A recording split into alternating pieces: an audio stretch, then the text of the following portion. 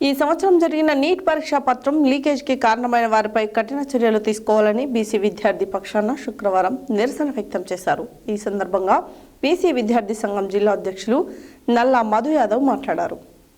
ఈ సంవత్సరం జరిగిన నీట్ పరీక్షా పత్రం లీకేజీకి కారణమైన వారిపై కఠిన చర్యలు తీసుకోవాలని బీసీ విద్యార్థి పక్షాన శుక్రవారం నిరసన వ్యక్తం చేశారు.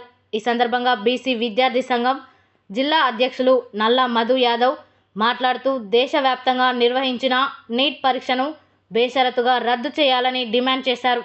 ఈ కార్యక్రమంలో బీసీ విద్యార్థి సంఘం జనరల్ సెక్రటరీ కందుల వెంకటేష్ గౌడ్, బీసీ నాయకులు శివకోటి రవీందర్, మల్లికార్జున, వేణు, శివ, మధు, కందుల తరుణ్ గౌడ్, హరి, వినయ్ తదితరులు పాల్గొన్నారు.